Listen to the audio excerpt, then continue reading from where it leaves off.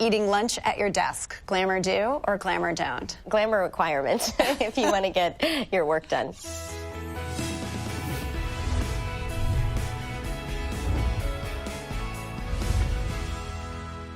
Welcome to Step Into My Office, a series where we meet incredible working women and learn their wisdom.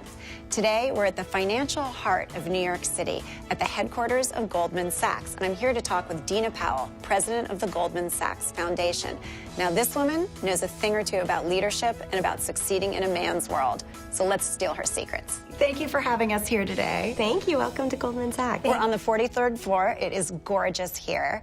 And I want to ask you about your job. You have this incredible series of titles. You are head of the Goldman Sachs Foundation, head of the Corporate Engagement Office, and also newly the head of the Urban Investment Group. So in layman's terms, what do you do? I've been at Goldman now 7 years. I ran all the global philanthropic efforts of the firm, our institutional giving, which is very focused on our economic growth and job creation programs, 10,000 women, 10,000 small businesses in the U.S. and the U.K.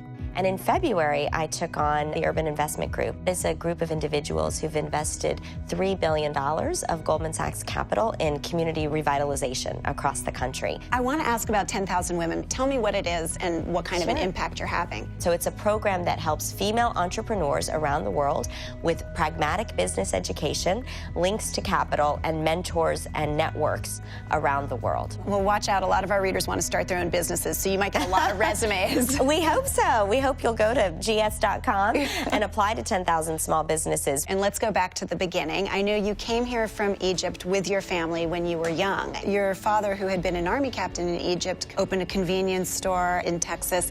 What did that tell you about the work ethic that one has to have? Well, they used to always say to me and my sisters Dina, Dahlia, and Denise, they would say, you know, we left our homeland so the three of you could pursue your dreams, anything you want to be, as long as you're a lawyer, a doctor, or an engineer. So they were a little prescribed at times. No pressure. And they definitely had views, but instilled a sense of sacrifice and sense of work. You said that when you were growing up in Texas, you wanted nothing more than a turkey sandwich and potato chips for lunch, but instead you had grape leaves and falafel and hummus, but that now you're so grateful for that kind of cross-cultural upbringing.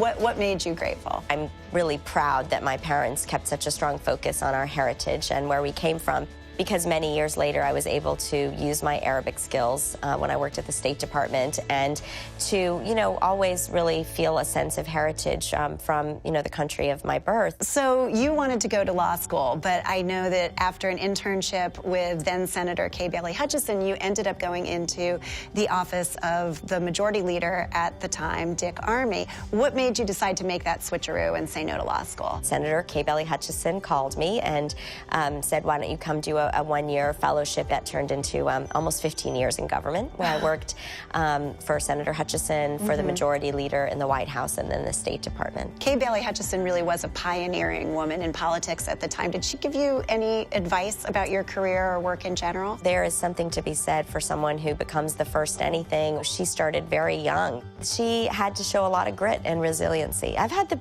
privilege of working for a number of leaders that have taught me that. I think a lot of young women now want a mentor and also know that it's important to have one for their own career advancement. What do you tell young women if they're looking for that person who can really help them along? Finding someone that you admire in your industry that you can go to. It doesn't even have to be in your exact industry. People feel very honored to serve in that role. But then you have to follow up. You have to make the time to check in every month. You have to make the time to say, I've taken your advice, it worked out, it didn't work out, what else should I do? When you were working for President George Bush, you headed the personnel office and you were responsible for filling thousands of government positions. So you probably know better than anybody what succeeds and doesn't in a job interview. What's the one thing that you think always works? Honesty, being real.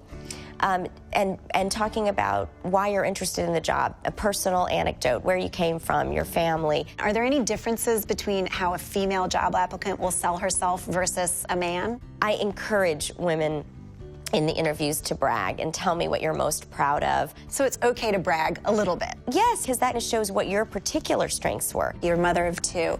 And, you know, I'm curious if you think that the advice that women get now, that, you know, yes, you can do it all, you can have it all, go for it, is on track, or if it's more complicated than that.